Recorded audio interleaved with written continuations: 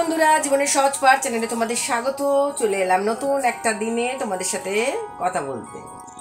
সকালবেলা থেকে মোটামুটি অনেক কাজ সারা হয়ে গেছে, আর গলাটা না আজকে ভীষণ খারাপ, খুসখুস করছে গলাটা। আর হচ্ছে দেখো, এই ঘরের বিছানা মোটামুটি পরিষ্কার হয়ে গেছে, ওই ঘরের বিছানাটা এখনো পরিষ্কার করতে পারিনি। হাজব্যান্ড বেরিয়ে গেছে, আমার জল খাবার খাওয়া হয়ে গেছে, ছেলে ওদিকে জল খাবার খাচ্ছে। তা আজকে সকালবেলা না সেইভাবে আসতে পারিনি। আর সকালবেলা বৃষ্টি পড়ছিল, কিছু কাচাকুচিও করেছি, সেগুলোকেও মেলা হয়ে গেছে।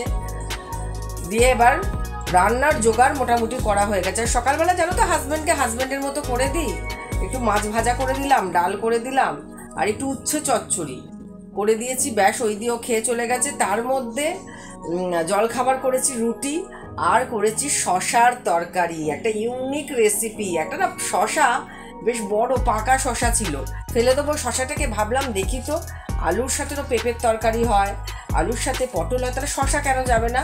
তাই শশাটাকে আলুর সাথে দিয়ে আর কিছু কাঁচা লঙ্কা দিয়ে নুন দিয়ে প্রেশারের মধ্যে একটা সিটি মেরে নিয়ে তারপরে কালো জিরে ফোড়ন দিয়ে সেটাকে সম্বর দিয়ে নিচ্ছি, আর একটু গরম মশলা দিয়ে দিয়েছি। আর টমেটো থাকলে ভালো হতো, টমেটো ছিল না, কিন্তু খেতে বেশ ভালোই লাগছিল রুটির সাথে, তাই ওইটা করেছিলাম। আর এখন রান্নাঘরে মাছ টাছ ধুয়ে রেখে দিয়ে এসেছি, কিছু মাছের তেল আছে, সেটাকে করতে হবে।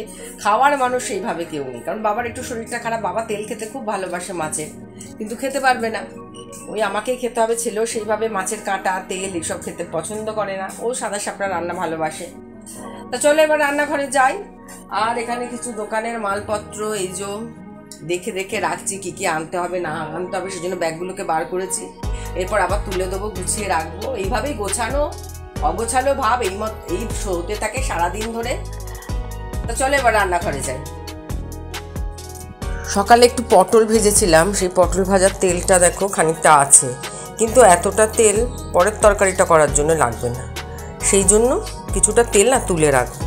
আসলে সবসময় সংসার করতে গেলে না একটু সাশ্রয়ী মনোভাব নিয়ে না করলে আমাদের মতো লিমিটেড ইনকাম যাদের, তাদের মাসের শেষে ভীষণ অসুবিধার মধ্যে পড়তে হয়।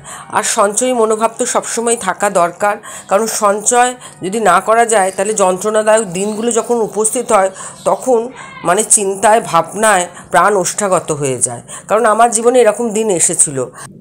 এখানে মাছে নুন হলুদ মাখিয়ে মাছ রেডি করা আছে, আর এইদিকে মাছের তেলটা দেখো ধুয়ে রেখেছি, কিন্তু তাও জল অনেক কেটেছে, কেটে পরে ফেলে দেবো। আর মাছের তেলটা করার জন্য আমি একটু পেঁয়াজ, একটু রসুন রেডি করে রেখে দিয়েছি, এগুলো পরে কুচিয়ে নেব। আর একটু কাঁচা লঙ্কা কাঁচি দিয়ে কেটে দেবো। এই দিয়ে কিন্তু মাছের তেলটা খুব ভালো আছে, খুব সুস্বাদু খেতে হবে। আর কাঁচা লঙ্কাটাকেও রেডি করে নিচ্ছি। আর এইদিকে আগে নিরামিষ তরকারিটা করে নিই, তারপর মাছের দিকে হাত দেব। নিজের সঞ্চয় যদি কিছুটা না থাকে, সবসময় অন্যের ভরসায় কিন্তু সব কাজ করা যায় না। নিজের যদি সঞ্চয় থাকে তাহলে মনোবলটা অনেকটা বেড়ে থাকে, যে আমার কিছুটা হলেও আছে, তারপর আমি প্রয়োজন হলে নিজের লোকেদেরকে বলতে পারি। কিন্তু নিজের কিছুই নেই আর আমি বলে ফেললাম, সেটা কিন্তু তখন মনের দিক থেকেই একটু কীরকম লাগে। তো সেই জন্যই আমরা চলি খুব সাধারণভাবে, যেটুকু দরকার সেটুকুর মধ্যে দিয়েই চলি, যেটুকু প্রয়োজন সেইটুকুই কিনি। তা বলে কি শখ আহ্লাদ সব কিছুকে জলাঞ্জলি দিয়ে দিই তা নয়, কিন্তু যেটুকু লাগবে সেটুকু আমার ক্যাপাসিটি যেটুকু, আমার আয় যেরকম সেই অনুযায়ী আমি ব্যয় করি। ব্যাস এইটুকু যদি মাথার মধ্যে ঢুকিয়ে নেওয়া যায় তাহলে আর অসুবিধার মধ্যে পড়তে হয় না। কারা অসুবিধার মধ্যে পড়ে? যাদের অর্থনৈতিক অবস্থা একরকম কিন্তু তাদের লাক্সারি তার থেকে অনেক অনেক অনেক বেশি, তাদের তখন কিন্তু অসুবিধার মধ্যে পড়তে হয়, তাদের ধার দেনা এইসবের মধ্যে দিয়ে যেতে হয়। তবে প্রয়োজনে অপ্রয়োজনে নিজের মানুষের থেকে কিছু পয়সা নেওয়া, আবার তাকে সময় মতো ফিরিয়ে দেওয়া, এইগুলো তো প্রত্যেকটা পরিবারই অনেক সময়ই চলতে থাকে। তবে এগুলো থেকে যতটা দূরে থাকা যায় ততই ভালো। আর পরিবার যদি সুঠাম সুন্দর একটা ভিতের ওপর গড়ে ওঠে তখন কিন্তু এই চিন্তাভাবনাগুলো আর মাথায় আসে না। যে পরিবারে মানসিক দূরত্বটা সেরকম নেই, মনের দিক থেকে যেই পরিবারের মানুষজন খুব কাছাকাছি আছে, তাদের কিন্তু এইসব নিয়ে ভাবনা চিন্তা একটু কমই করতে হয়। কারণ সেই পরিবার যেহেতু প্রত্যেকের সাথে একত্র হয়ে থাকে, তাই অর্থনৈতিক চিন্তা ভাবনাটা অনেকটাই কম থাকে। কারণ তখন কিছু হলে আমরা ভেবে নিতেই পারি যে না আমার দাদা আছে বা না আমার মা আছে, কারণ সেই সম্পর্কটা যদি সেই রকমভাবে থাকে আর সম্পর্ক যদি অনেকটা দূরত্বের মধ্যে দিয়ে চলতে থাকে তখন কিন্তু সেটা আশা করা যায় না। এই দেখো কথা বলতে বলতেই কিন্তু আমার নিরামিষ তরকারি রেডি। একদম দেখতে পেলে কিভাবে করলাম, একটু জিরে গুঁড়ো দিয়েছিলাম আর হলুদ, কাঁচা লঙ্কা চিড়ে দিয়েছি আর একটু কাশ্মীরি লঙ্কার গুঁড়ো, আর নামাবার আগে একটু গরম মশলা। ঘিটা না আমি দিই না সকালবেলা। তা যাই হোক, এই দিয়েই তরকারিটা হয়ে গেল আর বেশ সুস্বাদুই হয়েছিল। এরকমভাবে তোমরা পেঁপের তরকারি করে দেখতে পারো। সবসময় আদা পেঁয়াজ রসুনই যে তরকারিতে ব্যবহার করতে হবে তা কিন্তু নয়, নিরামিষ পদও কিন্তু খুব সুন্দর খেতে হয়। আর রান্না বান্না শেষে খাওয়া দাওয়া বাসন কুসুন মাজা সব কমপ্লিট করে একদম বিকালবেলা আমি চলে এসেছি দোকানে। আর দোকানে এসে একটু খিদে খিদে পাচ্ছিলো, যদিও এর আগে আমার চা খাওয়া হয়ে গেছে, তাই একটু পপকর্নের প্যাকেট দোকান থেকে নিয়েই খাচ্ছি।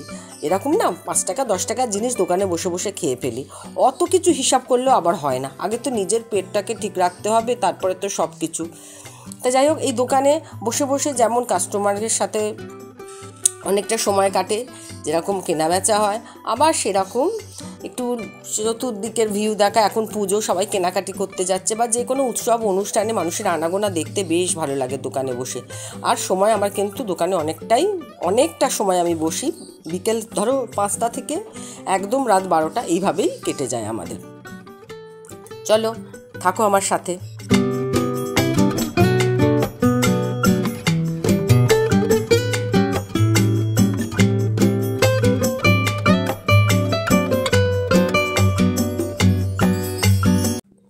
প্রথম যখন দোকানটা শুরু করেছিলাম একটু লজ্জা লাগতো যে কী করে দোকানে বসবো, এখন সেই লজ্জাটা কেটে গেছে।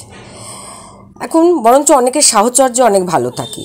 তাই এই করতে করতেই দেখো রাত 10:30 বেজে গেছে, চলে এসেছি বাড়িতে একটু খাওয়া দাওয়া করতে। এখন আমি ছেলেকে বসিয়ে এসেছি দোকানে, আর টেবিলের ওপর সব ঝুড়ি করে চাপা দেওয়া আছে, মা এগুলো সব রেডি করে রেখে দিয়ে যায়। মা উপরে চলে গেছে খাওয়া দাওয়া করে। আর এসে তো আর ফ্রেশ হওয়ার সময় থাকে না, একটু হাত পা ধুয়ে নিয়ে তারপরে খেতে বসা, কারণ এসে কিন্তু ফ্রেশ হতে হতে আমার 1টা-1.5টা বেজে যায়, খালি হাত পাটাই ধুয়ে থাকি। তাই হাত পাই ধুয়ে নিচ্ছি, কারণ দোকানে রাস্তার দিকের তো ভীষণ ধুলো ময়লা। হাজব্যান্ডকে খেতে দিয়ে দিয়েছি, আর প্রত্যেকের খাবার জোগাড় করে নিয়ে মা বাবা আগেই খেয়ে নিয়েছে। মা ওই খাবারটা বাবা আর মা আগেই রেডি করে নিয়ে ওরা খেয়ে নেয়, কারণ ওদের বয়স হচ্ছে, ওরা 10টা 9:30 মধ্যে খেয়ে নেয়। আর এদিকে হাজব্যান্ডকে খেতে দিয়ে ছেলের খাবার রেডি করে একদম আমি খেতে বসবো। তাই খেতে বসবো করেও বসতে পারি না জানো, আগে ওদেরকে খেতে দিয়ে তারপর যত কাজ আছে সেগুলোকে আগে গুছিয়ে নিই। কাজ পড়ে আছে, বাসন পড়ে আছে, এরকম রেখে দিয়ে না একদম আমি খেতে বসতে পারি না। তাই একদম বাসন কোসন মেজে নিয়ে তারপরে খাবার দিকে যাব।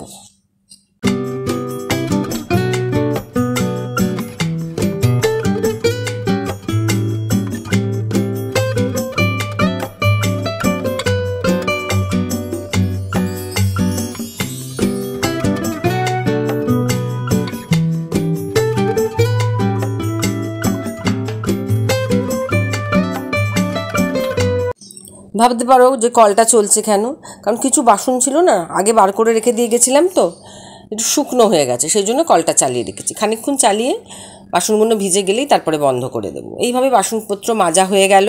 বাসনপত্র মেজেও কিন্তু খেতে দেওয়ার দিকে এখনও যাইনি আমি, মানে নিজের খাওয়ার দিকে যাইনি।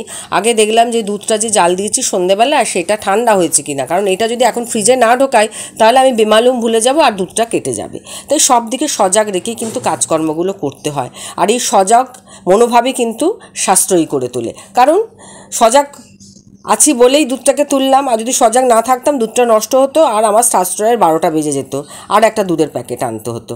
তা যাই হোক, এইভাবে হাজব্যান্ড দেখা একদম তড়িঘড়ি খাচ্ছে, কারণ ও এরপরে মালপত্র আনতে যাবে। অনেকটা রাত পর্যন্তই কিন্তু আমাদের কাজকর্ম চলতে থাকে, আর আমি এদিকে একদম খাবার দাবার নিয়ে বসে পড়েছি। আর রাত্রিবেলা আমরা ভাতই খাই, কারণ রুটি করার সময় কিন্তু থাকে না, কে রুটি করবে। আর এই গরমে সত্যি কথা বলতে গ্যাসের মধ্যে দাঁড়িয়ে দাঁড়িয়ে রুটি করা একদম ভালো লাগে না। আর এই খাওয়া দাওয়ার মধ্যে দিয়ে কিছু কথাবার্তা কি আনতে হবে নিতে হবে, সংসারের কি আনতে হবে, আরও নানা রকম কথাবার্তা, সব কার সাথে দেখা হলো, কার সাথে কথা হলো, কে ফোন করেছিল, এই সব বিভিন্ন রকম যা পারিবারিক আলোচনা এই খেতে খেতেই অনেকটা হয়ে যায়। সারাদিনে তো সেইভাবে কথা বলার সময় পাই না, সকালবেলাও দেখো ব্যস্ততার মধ্যে কাটে, আর রাত্রিবেলাও ব্যস্ততার মধ্যে কাটে। আর দোকান থেকে এসে তো আরও একটা কাজ থাকে, সেটা তো তোমরা জানোই, আমি লাইভ করি। তা এইভাবেই চলতে থাকে আমার সকাল থেকে রাত পর্যন্ত। খাওয়া দাওয়া করে উঠতে উঠতে রাত 11টা বাজে। এবার যাব আবার দোকানে। তা তোমাদের বলি না যে দোকান থেকে অনেকটা সময় আমি দোকানে কাটাই, সেই জন্য সেইভাবে হয়তো সব বন্ধুর সাথে সহযোগী মনোভাব থাকলেও, সহযোগিতা করার মানসিকতা থাকলেও যাই আমি তাদের ভিডিও দেখি, কমেন্ট হয়তো অনেক সময় করতে পারি না এই সব কারণে। তো যাই হোক, ছেলের খাবারটা এখানে চাপা দিয়ে রেখেছি। এরপর আমি দোকানে যাই, কারণ ছেলে বসে আছে দোকানে, ওকে ছেড়ে দেবো, ও আসবে, তারপরে ও খাবে। আর আমাদের দোকান বন্ধ করে আস্তে আস্তে 11:45 বেজে যাবে। আর এসেই না আমি লাইভে বসে যাই, তখনও আমি মানে ফ্রেশ হওয়ার সময় পাই না, ওই হাত পা মুখটা ধুয়ে নিয়ে বসে যাই।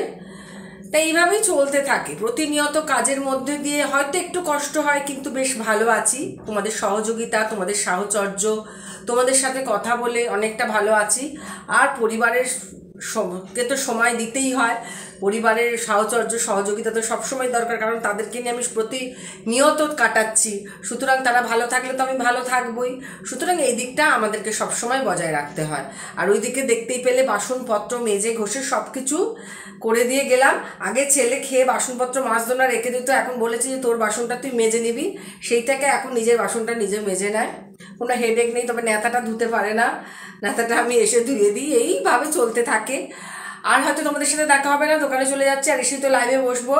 প্রত্যেকে সুস্থ থাকো, প্রত্যেকে ভালো থেকো। নতুন আরেকটা দিন যেটা আসছে সেটা যেন তোমাদের কাছে, প্রত্যেকের কাছে খুব সুন্দর একটা অভিনব বার্তা নিয়ে আসুক, এই শুভকামনা করি।